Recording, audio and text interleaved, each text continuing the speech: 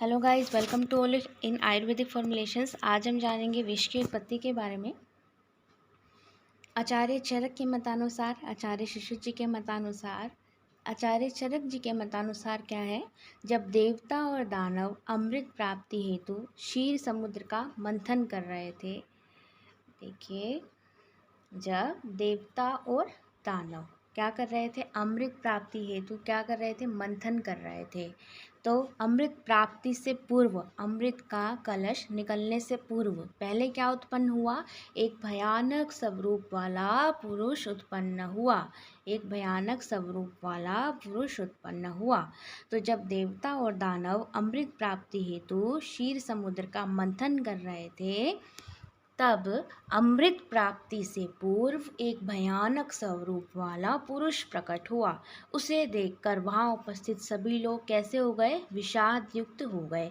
मैंने पिछली क्लास में आपको विष की परिभाषा, व्युत्पत्ति वगैरह सब बताई थी। उसमें मैंने आपको बताया था विषाद का मीन्स व्याकुल हो गए, है ना। तो उसे देखकर, किसे देखकर, जो वहाँ पर एक भयानक स्वरूप वाला पुरुष उत्पन्न हुआ था, उसे देखकर सभी कैसे हो गए, व्याकुल हो गए, विषाद युक्त हो गए। उसे किसकी संज्ञा दी गई, विष की संज्ञा दी गई। तो जो भयानक स्वरूप वाला पुरुष उत्पन्न हुआ था, उसे विष की संज्ञा दी गई। जब ब्रह्मा जी ने देखा कि उस विष पुरुष को देखकर सभी प्राणी व्याकुल हो रहे हैं, तब ब्रह्मा जी ने देखा कि उस पुरुष को देखकर सब लोग कैसे हो रहे हैं, व्याकुल हो रहे हैं। तब उन्होंने उसे जांगम और स्थावर दो योनियों में विभाजित होने की आज्ञा दी। ठीक है बच्चों, तो याद रखना कौन सी दो योनियों में होने की विभाजित की आज्ञा दी थी, ब्रह्मा जी ने स्थावर और जांगम में। ठीक है, तो जो विष है वो दो योनियों में डिवाइड हो गया, किस किस में, एक जांगम में, एक स्थावर में। ठीक है, जीव जंतुओं में और प्लांट्स में। उसके अलावा आचार्य शिशु जी के मतानुसार क्या कहानी है विष की उत्पत्ति की, अब हम वो देख रहे हैं। पृथ्वी के आदि काल में जब ब्रह्मा जी इस संसार की सृष्टि कर रहे थे, जब पृथ्वी की रचना कर रहे थे भगवान ब्रह्मा जी, तो उस समय कैटब नामक दैत्य विघ्न उपस्थित करने लगा। ऐसे समझो जैसे आप कोई काम कर रहे हो, ठीक है, कुछ काम कर रहे हो और कोई आपको बार बार डिस्टर्ब कर रहा है, आपको गुस्सा आएगा ना, बहुत क्रोध आएगा। ऐसे ही जब ब्रह्मा जी क्या कर रहे थे, संसार की रचना कर रहे थे, उस समय क्या कैटब नामक दैत्य उन्हें बार बार क्या कर रहा था, उनके काम में विघ्न उपस्थित कर रहा था। इससे ब्रह्मा जी क्रोधित हो गए। उनके मुख से क्रोध अति भयंकर स्वरूप धारण कर प्रकट हुआ, जिसने कैटब का नाश कर दिया। तो ब्रह्मा जी को बहुत क्रोध आया। क्रोध उनके मुख से बाहर निकलकर प्रकट हो गया। ब्रह्मा जी का जो क्रोध जो उनको आ रहा था, वो उनके मुख से बाहर निकलकर प्रकट हो गया। ठीक है, भयंकर स्वरूप धारण किए हुए। तो उसने क्या किया, वो जो कैटब बार बार ब्रह्मा जी को परेशान कर रहा था, उस कैटब का वध कर दिया। कैटब के वध के पश्चात क्रोध के उस शरीरधारी स्वरूप का तेज बढ़ने लगा। उस तेज को देखकर देवता विषाद युक्त हो गए। तो क्या हुआ था, देखो, मेन जो वो क्रोध है, उस क्रोध का काम क्या था, कैटब को मारना। उसने कैटब को मार दिया था क्रोध ने। बट अब वो क्रोध क्या करे, तो फिर वो जो क्रोध है उसका जो तेज है और अधिक बढ़ने लग गया था। तो ब्रह्मा जी ने उस कैटब नामक दैत्य के मृत्यु के पश्चात उस क्रोध को, जो भयंकर स्वरूप वाला क्रोध था, उसे कहा कि आप मृत्यु लोक में चले जाओ। ठीक है, मृत्यु लोक किसे कहते हैं, धरती को कहते हैं, कि आप धरती पर चले जाओ और वहाँ पर स्थावर और जांगम दो योनियों में डिवाइड हो जाओ। ऐसा क्यों किया था ब्रह्मा जी ने, क्योंकि उस क्रोध के रूप को देखकर जो भी देवता दानव जो भी थे उस समय जो वहाँ पर उपस्थित थे, वो डर रहे थे, व्याकुल हो रहे थे, बेचैन हो रहे थे। ठीक है, इसके कारण। तो यहाँ पर आपकी पूरी कहानी इसी से रिलेटेड है। देखो, पृथ्वी के आदिकाल में जब ब्रह्मा जी संसार की सृष्टि कर रहे थे, संसार की रचना कर रहे थे, तब उस समय क्या हुआ था, उस समय कैटब नामक दैत्य विघ्न उपस्थित करने लग गया था। इससे ब्रह्मा जी क्या हो गए थे, क्रोधित हो गए थे। उनके क्रोधित होने से उनके मुख से क्रोध अति भयंकर स्वरूप धारण करके प्रकट हुआ, जिसने कैटब का नाश कर दिया। ठीक है, कैटब के वध के पश्चात क्रोध के उस शरीरधारी स्वरूप का तेज बढ़ने लग गया। उसके तेज को देखकर देवता विषाद युक्त हो गए। मतलब जो क्रोध था ना उसका तेज बढ़ रहा था, ठीक है, वो और ज़्यादा कैसा होता जा रहा था, भयंकर स्वरूप वाला होता जा रहा था। देवता सब जो भी थे वो कैसे हो गए थे, विषाद युक्त हो गए थे, डिप्रेस हो गए थे, व्याकुल हो गए थे, जिसके कारण उसे विष कहा गया था। तो जो भयंकर क्रोध का स्वरूप था उसे विष की संज्ञा दी गई थी। इसके बाद ब्रह्मा जी ने उस क्रोध के तेज को स्थावर और जांगम दो योनियों में स्थापित कर दिया, ठीक है।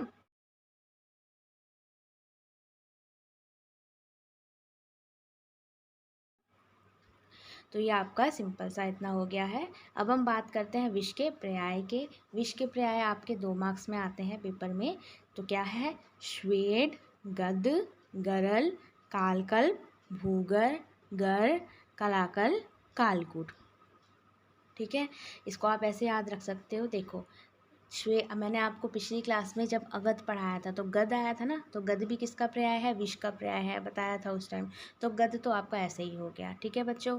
उसके अलावा अगर मैं नेक्स्ट और बात करूं, गद के अलावा और क्या याद रख सकते हो आप, घर याद रख सकते हो, ठीक है। तो घर है, ये देखो ये रहा आपका घर। अब घर में भू लगा दो, क्या हो जाएगा, भूगर हो जाएगा, ठीक है, ये रहा भूगर। उसके अलावा और कला कुल है और कालकूट है, ये दोनों एक जैसे लगते हैं, कल कल आ रहा है ना, कला कुल कालकूट, एक ये हो गया, एक श्वेड याद रख लेना, ठीक है।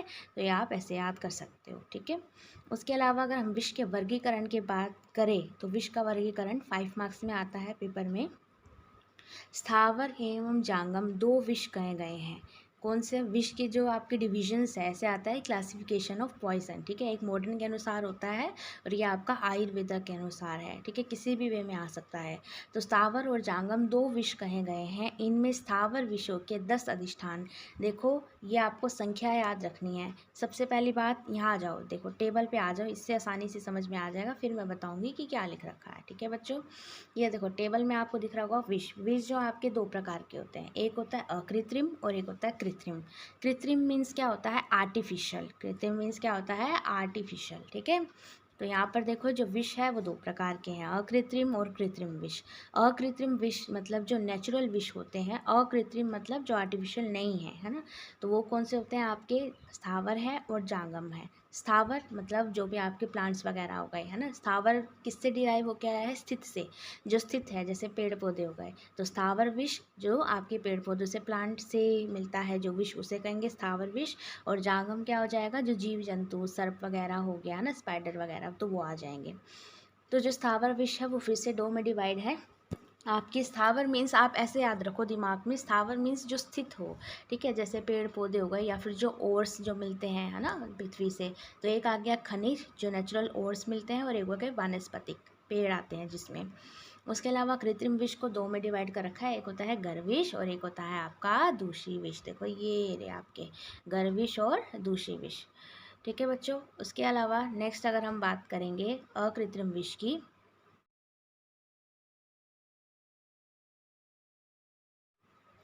जो विष अपने स्वाभाविक मूल में पाया जाता है उसे अकृत्रिम विष कहते हैं। यह 2 प्रकार का होता है। अभी बता रही थी ना ऊपर, मैंने जब यहाँ पर बताया था विष के बारे में कि विष अकृत्रिम और कृत्रिम है, तो अकृत्रिम में बताया ना स्थावर विष और जांगम विष। अकृत्रिम मीन्स जो नेचुरली प्राप्त हो रहे हैं। तो यहाँ पर अकृत्रिम विष वही आ गया, स्थावर विष और जांगम विष, मतलब जो नेचुरली हो, स्वाभाविक रूप से हो, नेचुरल हो, ठीक है। और ये कहाँ पाए जाते हैं, नेचुरली मूल्स में, है ना, मूल में, जैसे आपका प्लांट हो गया, प्लांट के मूल में हो गया, ऐसे समझो, है ना। और जो जांगम विष है, अभी जब मैं इसके अधिष्ठान पढ़ाऊंगी तो आपको वहाँ पता चलेगा कि जांगम विष कहाँ कहाँ होता है। लाला स्राव में होता है, सलाइवा, लाला स्राव सलाइवा कहते हैं ना जिससे, उसमें होता है, मूत्र में होता है, शुक्र में होता है, कहाँ होता है, ये सब पता चलेगा। अभी फ़िलहाल के लिए इतना याद रखो कि जो अकृत्रिम विष होते हैं वो 2 होते हैं, स्थावर और जांगम, ठीक है। स्थावर विष क्या होंगे, जो विष स्थावर वस्तुओं में, स्थित वस्तुओं में पाए जाते हैं उसे स्थावर विष कहा जाता है। स्थावर विष पुनः 2 प्रकार के होते हैं, वानस्पतिक और खनिज। वानस्पतिक जो विष पेड़ पौधों से प्राप्त किया जाता है उसे वानस्पतिक विष कहते हैं। मतलब जो पेड़ पौधों से मिल रहा है, सीधी सी साफ सी बात। वानस्पतिक आप लोगों को पता है, तो वानस्पतिक क्या होगा? जो सिंपल पेड़ पौधों में पाया जा रहा है उसे वानस्पतिक विष कह देंगे। अब पेड़ पौधों में कौन से पेड़ पौधों में पाया जाता है? आपने अर्क पढ़ा होगा, है ना। अर्क हो गया, अहिफेन हो गया, जिसे अफीम भी कहते हैं, पेपरवरेसी, पेपरवर सोमनीफेरम, ये सब याद होगा। उसके अलावा धतूरा, तो ये सब आपके किसके एग्जाम्पल है? वानस्पतिक के। खनिज के क्या है? जो विष धातुओं से प्राप्त होता है उसे खनिज विष कहा जाता है। जैसे पारद हो गया, पारद मरकरी, है ना, पारद आपका रसशास्त्र में आप पढ़ के आए हो। और संख्या आर्सेनिक हो गया, नाग, ठीक है। उसके अलावा जांगम विष क्या होते हैं? जो विष जीव जंतुओं में पाया जाता है उसे जांगम विष कहते हैं। उदाहरण जीव जंतुओं में कौन कौन से? जैसे सांप में, ठीक है, बिच्छू, तो ये सब। कृत्रिम विष क्या होंगे? जो नेचुरली बनते हैं। जो विष दो या दो से अधिक द्रव्यों के मिलने से बनते हैं। जो विष दो या दो से अधिक द्रव्यों से मिलकर बनते हैं उन्हें कृत्रिम विष कहा जाता है। कृत्रिम विष भी दो प्रकार का होता है, गर्विष और दूषी विष। मतलब जो संयोग से बन रहे हैं ना, उन्हें कहा जाता है कृत्रिम विष, और जो कि आर्टिफिशियल है, ठीक है, नेचुरल नहीं है। जैसे गर्विष और दूषी विष संयोग से बन रहे हो। एक चीज़ याद रखना, देखो इसमें टर्म आया है आपका, जो दो द्रव्यों से मिलकर बनते हैं उसे कृत्रिम विष कहा जाता है, गर्विष और दूषी विष, ठीक है।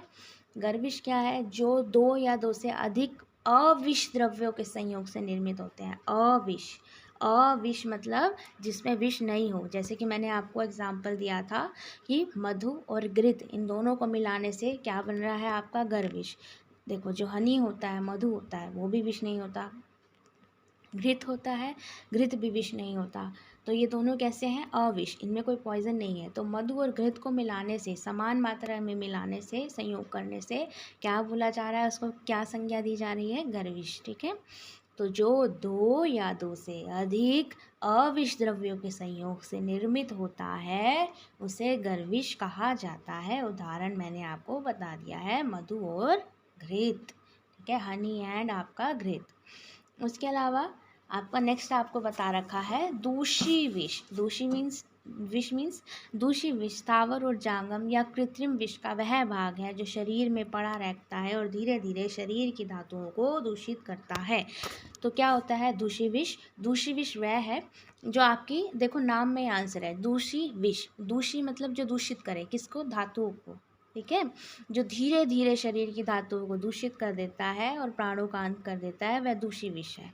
दूषी विष कैसे रहता है? जैसे आपने मान लो कुछ भोजन किया, ठीक है, वो अजीर्ण रह गया, ठीक है, फिर उसका आम बन गया और धीरे धीरे क्या हो गया? आपकी सारी जो धातुएं हैं, स्रोतस है, उनमें अवरोध उत्पन्न हो गया स्रोतसों में, और क्या हो गया? धीरे धीरे वह विष का रूप धारण कर लिया, ठीक है। आप लोगों ने आम विष सुना होगा, तो उसी टाइप में ही है कि क्या होता है इसमें, धीरे धीरे जो विष बन गया है, जो आम अब जो विष का रूप ले रखा है, वो धीरे धीरे सभी धातुओं को क्या कर देगा? दूषित कर देगा, जिसे हम दूषी विष बोल रहे हैं।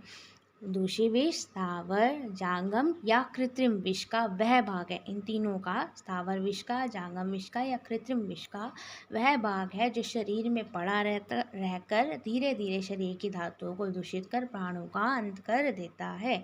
रसशास्त्र के रस तरंगिणी ग्रंथ में विष का एक अन्य वर्गीकरण भी पाया जाता है। तो ये आपका जो रस तरंगिणी के अनुसार है, वहाँ पर विष का वर्गीकरण बता रखा है। अभी जो मैं बताने जा रही हूँ बच्चों, ये वाला किसके अनुसार है? रस तरंगिणी ग्रंथ के अनुसार है। क्या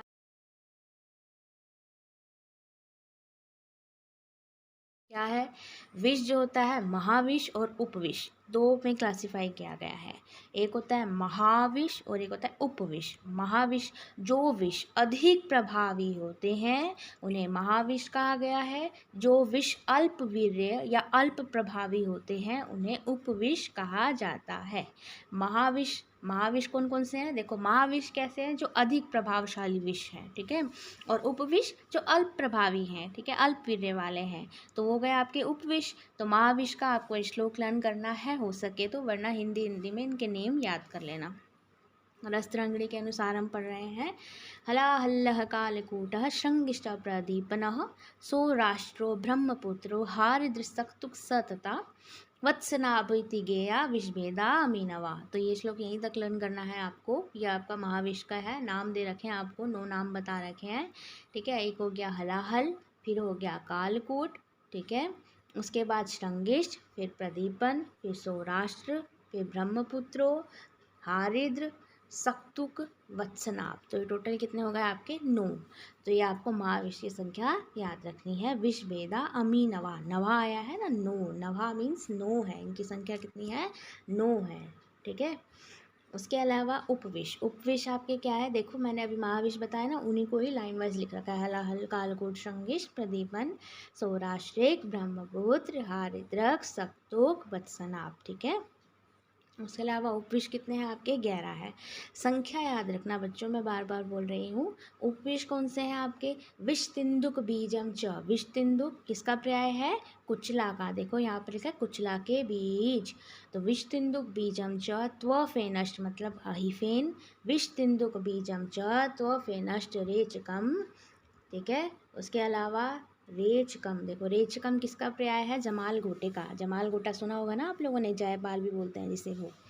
दतूर बीजम विज्जा, धतूरे के बीज, विज्जा, गुंजा, भल्लातक, अर्क शीरम, स्नुही शीरम, लांगली, करवीरकम। अर्क का शीर, स्नुही का शीर, लांगली, करवीर। तो ये आपके टोटल क्या हो गए 11 उपविष हो गए।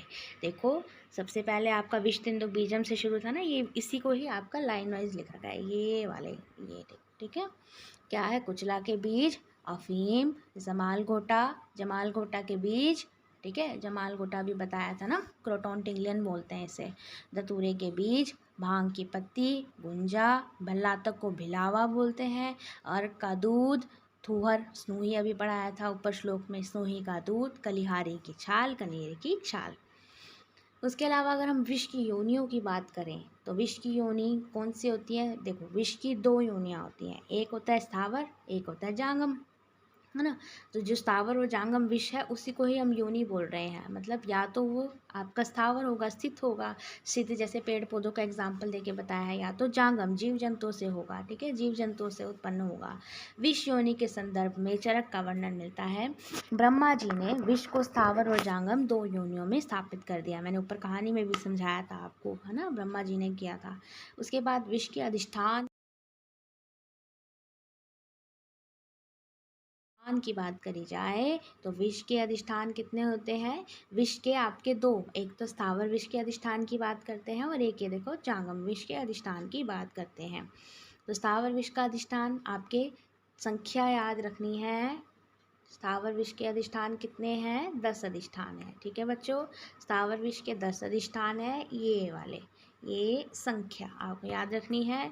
और जांगम विष के 16 है, 16 वाली मैं हाईलाइट कर रही हूँ बच्चों, एक बार ये देख लो, ये आपके जांगम विष के अधिष्ठान बता रखे हैं 16।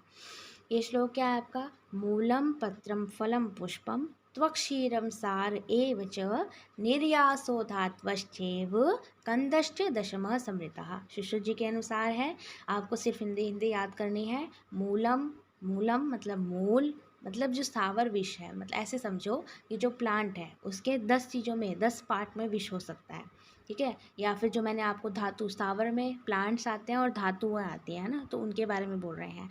मूल में हो सकता है, फल में हो सकता है, छाल में हो सकता है प्लांट की, उसके सार भाग में हो सकता है, पत्र में हो सकता है, पुष्प में हो सकता है, निर्यास, निर्यास मतलब अगर आप किसी प्लांट पे चीरा लगाए, है ना, उसमें से जो फेविकोल लाइक मटेरियल निकलता है चिपचिपा सा, उसको बोलते हैं निर्यास, ठीक है।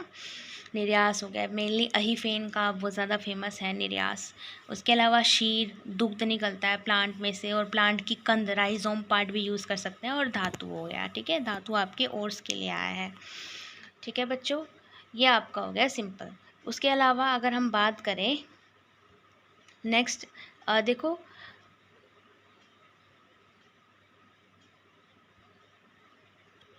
देखो बच्चों, हम ये विष के अधिष्ठान के बारे में बता रहे थे। विष के अधिष्ठान आपको सिंपल सा याद रखना, स्थावर विष का और जांगम विष का, ठीक है।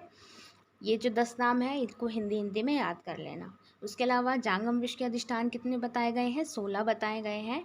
तत्र दिष्टनि श्वास द्रंष्ट नखमूत्र पुरीश शुक्र लालार्त मुख संदंश विच्छर्दित तुंडकस्ति पितशुक शव नति। तो ये आपका शिक्षित के अनुसार श्लोक है, लर्न नहीं करना है, हिंदी हिंदी करनी है। तो जांगम विष अधिष्ठान, जैसे कि जो जीव जंतु हो गए, सर्प वगैरह हो गए, मूषक हो गया, तो उसमें कहाँ कहाँ विष हो सकता है? दृष्टि में भी हो सकता है। दंष्टा मतलब क्या होता है? उनके दांत में, है ना। दंष्टा, यहाँ पर दंष्टा मीन्स दांत है। मूत्र में हो सकता है, आर्तव में हो सकता है, शुक्र में हो सकता है। बीजी का क्वेश्चन है कि कौन से जो प्राणी है उसके शुक्र में विष होता है, तो कौन सा है? चूहा, ठीक है, मूषक। उसके अलावा निश्वास, श्वास में, नख में मतलब नाखूनों में, डसने पर उसके, तुंडक अस्थि, अस्थि में, और जो भी आपका लाला स्राव सलाइवा, आपको जानते ही हो गए, है ना, लाला स्राव सलाइवा जो भी होता है उसका पर्याय होता है ये, ठीक है। मुख हो गया, मुख में हो सकता है। विसर्जित मतलब गुदा में हो सकता है, पित्त में हो सकता है, शव में हो सकता है, शूक में हो सकता है, और उसके पुरीश में हो सकता है। तो ये 10-10 नाम याद कर लेना आप लोग, सुश्रुत के अनुसार दे रखे हैं, ठीक है। अंतिम हम लास्ट विष की गति पढ़ेंगे। विष की गति कौन सी है आपकी? देखो, विष की 2 गतियाँ बताई गई हैं, स्थावर विष की और जांगम विष की। यहाँ मैं आपको एक बार हाईलाइट कर देती हूँ विष की गति। विष की गति कौन सी है? जांगम विष की और स्थावर विष की। जांगम विष की गति ऊपर की ओर होती है, मतलब अगर कोई मान लो सर्प ने काट लिया, तो जो सर्प है वो बॉडी में नीचे से ऊपर की ओर जाएगा, ठीक है। और जो स्थावर विष है वो कैसे होती है? उसकी गति नीचे की ओर होती है, ठीक है, नीचे की ओर। जैसे कोई प्लांट पॉइजन खा लिया तो वो शरीर में, मुख से आपने सेवन किया तो वो आपका नीचे की ओर जाएगा शरीर में, ऐसे याद रखना। तो जांगम विष है वो क्या होता है? उसकी गति ऊपर की ओर होगी, और स्थावर विष की गति नीचे की ओर होगी, ठीक है बच्चों। उसके अलावा हम नेक्स्ट अगली क्लास में विष के गुणों के बारे में चर्चा करेंगे। विष के गुण पे क्वेश्चन 2 मार्क्स का आता है, ठीक है। ये श्लोक आपका नेसेसरी है लर्न करना, तो ये आपके एग्जाम पॉइंट ऑफ व्यू से इंपॉर्टेंट है। थैंक यू बच्चों, आई होप कि आप लोगों को समझ में आया होगा।